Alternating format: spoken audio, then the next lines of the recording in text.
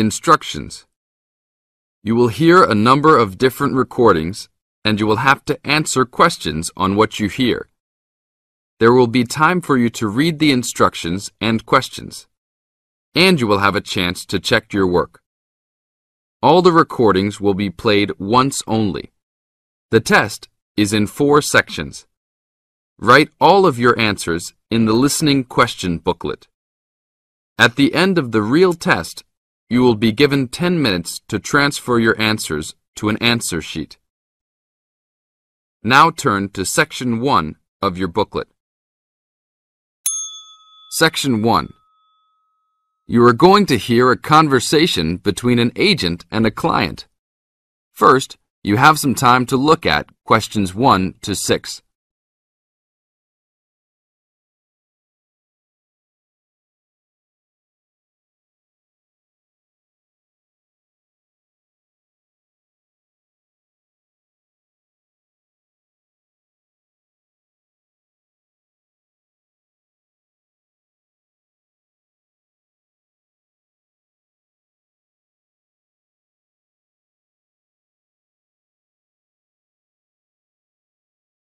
Now listen to the tape and answer the questions.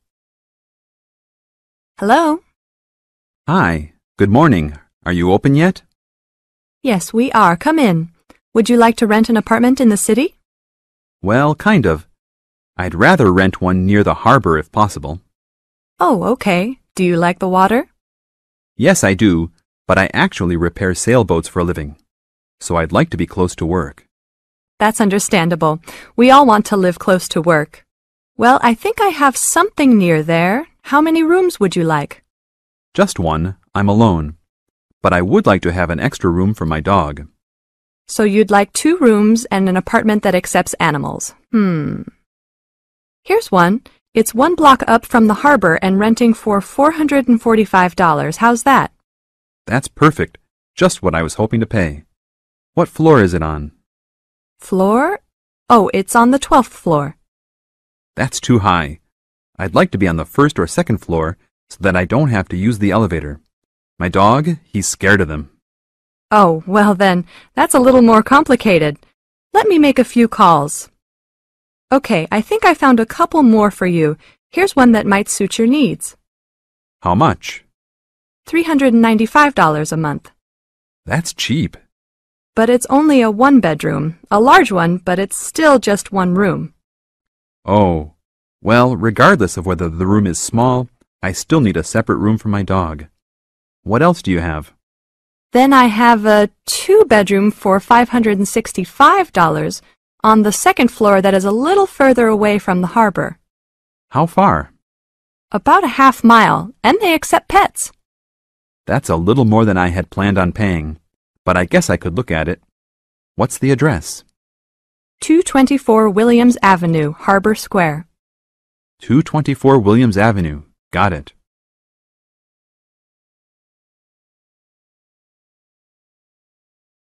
Now look at questions 7 to 10.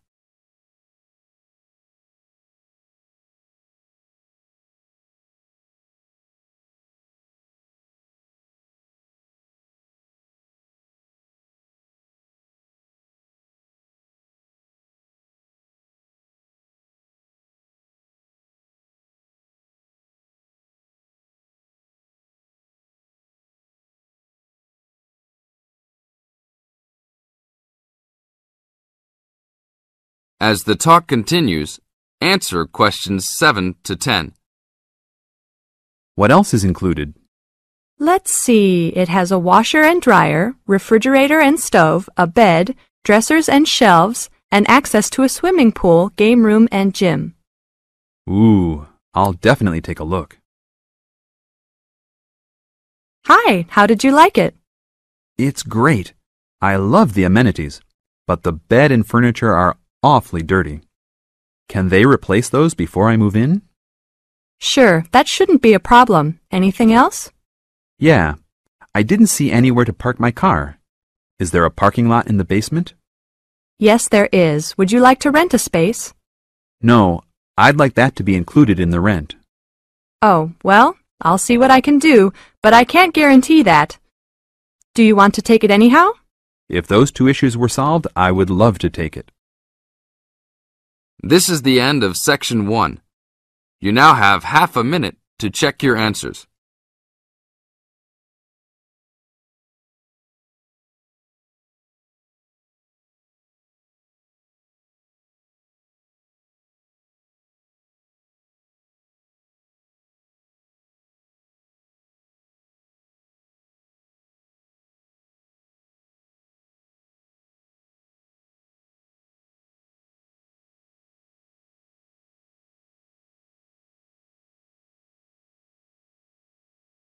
Now turn to Section 2. Section 2. You are going to hear an orientation talk. First, you have some time to look at questions 11 to 15.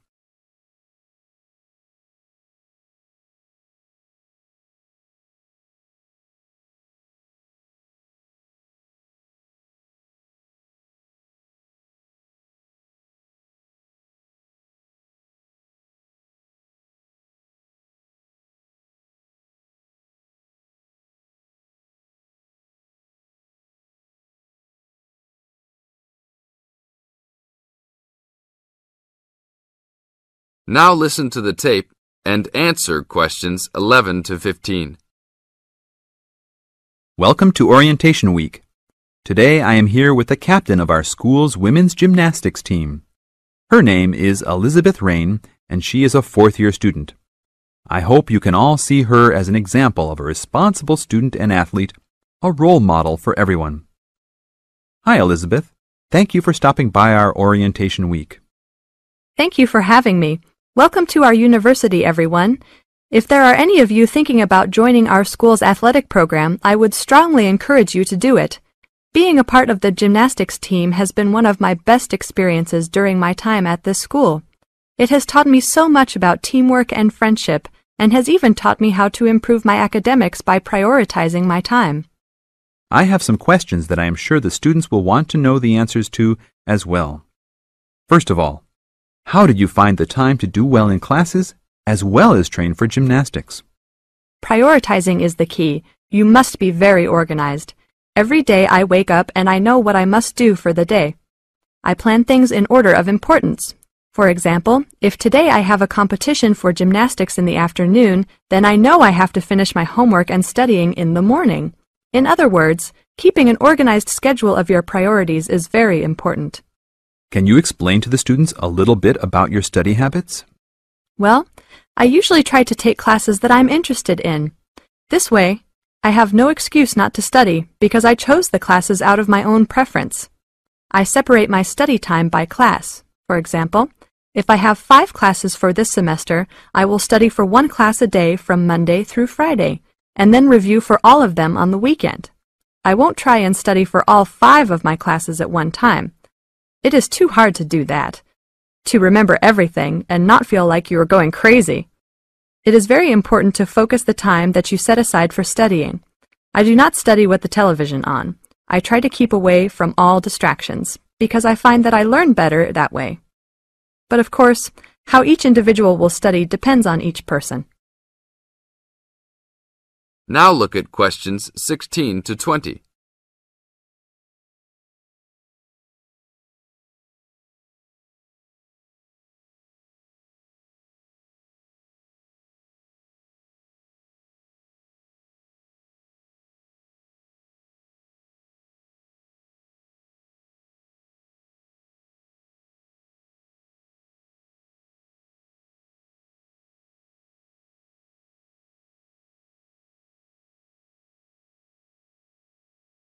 Now listen to the tape and answer questions 16 to 20. That sounds like good advice. Let's talk a little bit about your gymnastics career. How long have you been doing this sport for, and what has been the best moment of your college participation? Well, I've been participating in gymnastics since I was a kid. My parents got me involved in the sport. The best moment. I would have to say that there is not one single instance that stands out in my mind as the best moment, but more of a whole experience. My first year in university was definitely one of the best years of my life. I met my best friends that year and really learned to grow up and be independent. Our team went to the national championships that year, and it was an incredible experience, so I would count the whole year as my best experience in college. How about the worst moment? It is true everyone goes through bad experiences. My worst experience would have to be the fall of last year when I broke my wrist. I was unable to participate in sports for the remainder of the year and had to learn how to write with my left hand. I guess when I look back at it, though, even though I wouldn't wish this to happen to anyone, this experience definitely made me stronger as a person. It taught me to look at life with a new perspective and to really value the friends and family that are important and close to me. Thanks for your time, Elizabeth. Do you have anything else you want to tell the new students? Just have a good time. Don't stress out too much, but be responsible for your actions. Work hard and play hard. That's my motto for life. This is the end of Section 2. You now have 30 seconds to check your answers.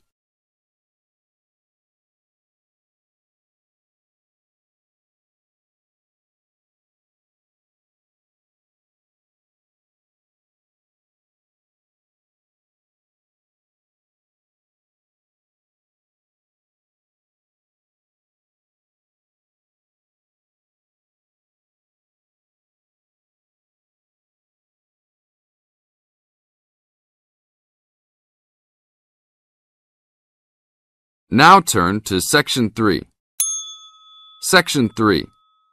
In this section, you are going to hear a conversation on animal protection. First, you have some time to look at questions 21 to 25.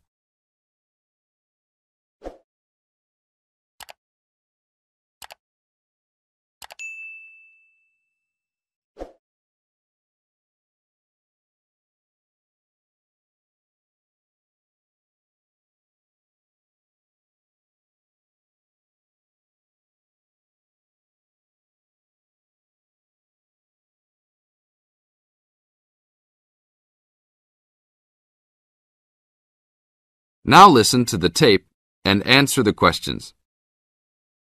Thanks for joining us today, Mike. How did Baja California become a consideration for a condor release?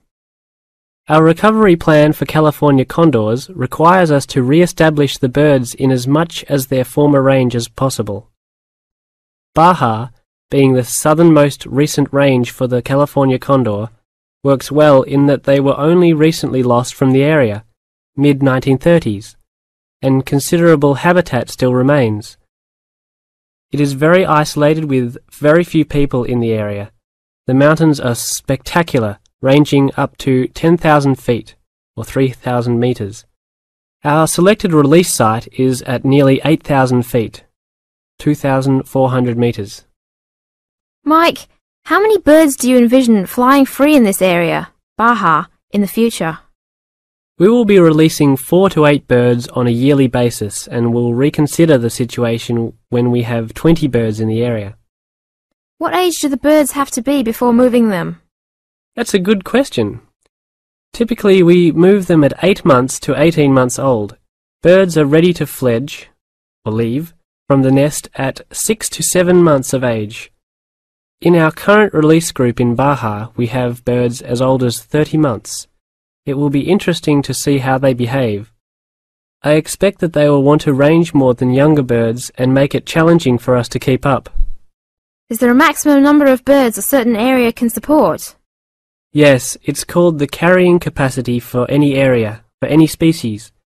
In our case, our strategy to find that number is to saturate the environment to a level where we determine that the birds are showing difficulty either in finding food, behaviorally, or in survivorship.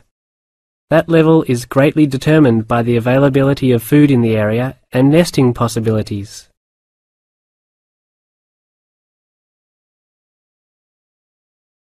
Now look at questions 26 to 30.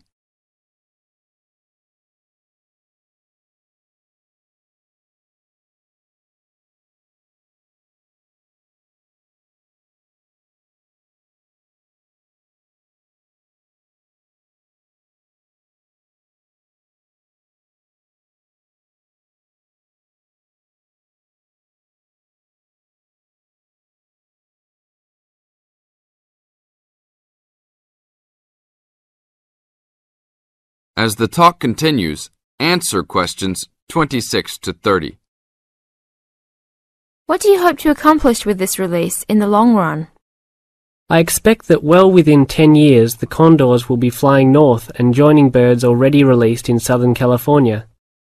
Hopefully we will reach at least 150 birds in each of these populations within about 15 years. What would you say is the biggest contribution to the California Condor program's success?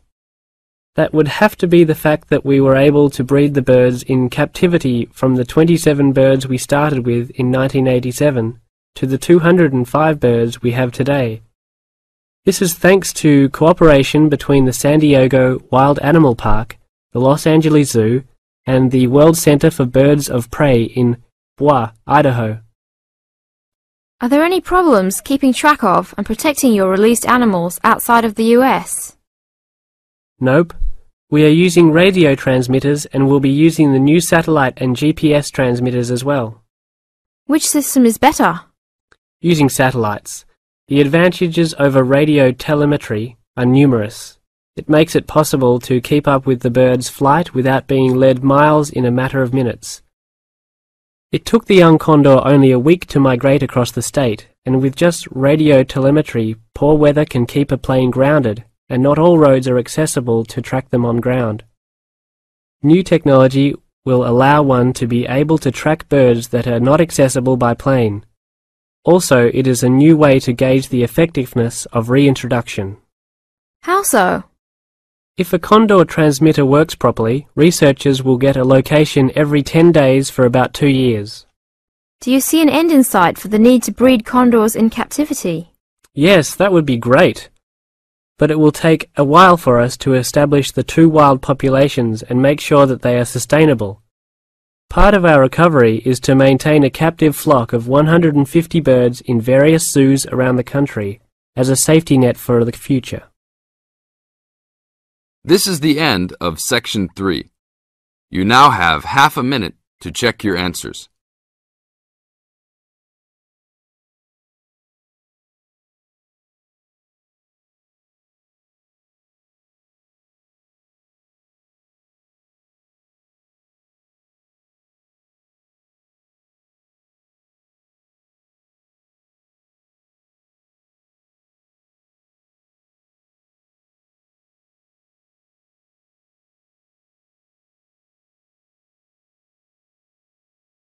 Now turn to Section 4.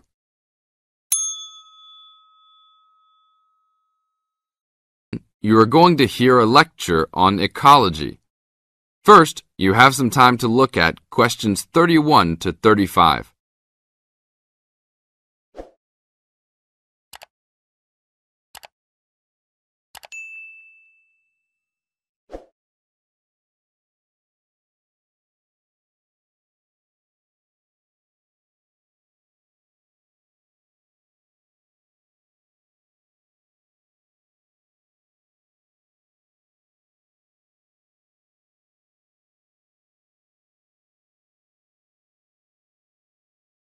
Now listen to the tape and answer the questions.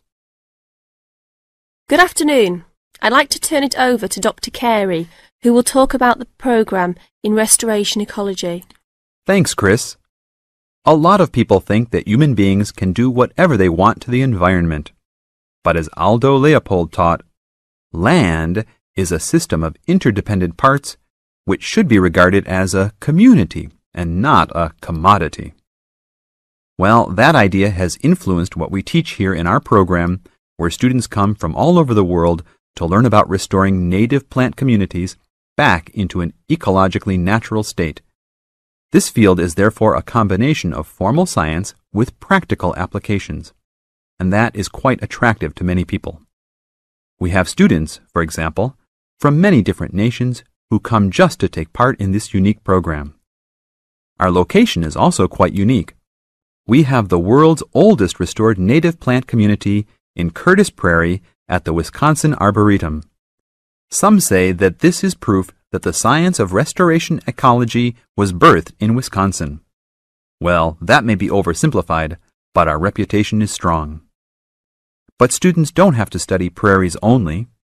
One student Edmund Mukala from the Congo came to study restoring ancient wetlands in the Congo using knowledge gained from historic samples of the soil seed bank. Not all the seeds survived, but some can remain dormant for many years. Mr. Mukala wanted to find out what type of community would be most similar to that ancient seed bank. He has recently returned to the Congo and is now cooperating with the government to implement his findings.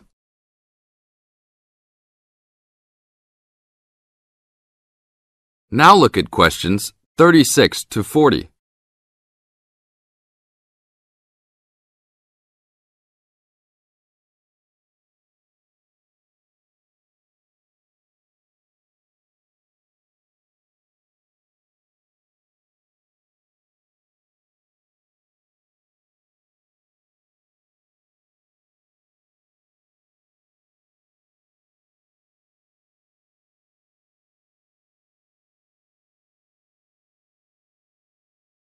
As the talk continues, answer questions 36 to 40.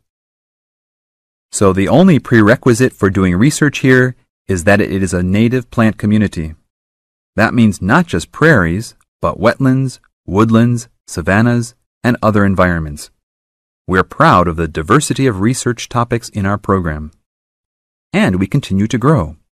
This year we have 32 new students from 8 different countries. When students first arrive, they begin rigid coursework in statistics, ecology, plant identification, and the theory of landscape change. Then they take part in internships at local conservation agencies such as the Arboretum, the Nature Conservancy, the Parks Department, and others. We find internships to be crucial in helping students apply the knowledge they have gained in the classroom. And we're proud to say that, since the beginning, we have graduated 277 students with master degrees from our programs and 122 students with PhDs. Some have gone on to bigger and better things. One graduate is now the director of the Worldwide Fund for Nature in China. Another is the director of Parks Development in California. And others now lead their own research departments in universities around the world. This is the end of Section 4. You now have 30 seconds to check your answers.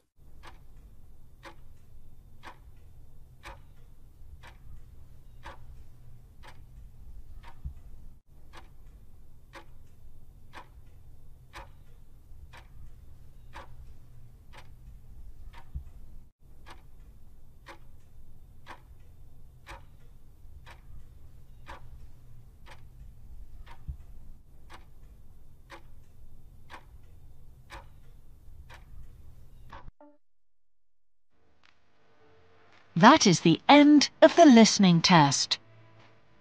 In the IELTS test, you would now have 10 minutes to transfer your answers to the answer sheet.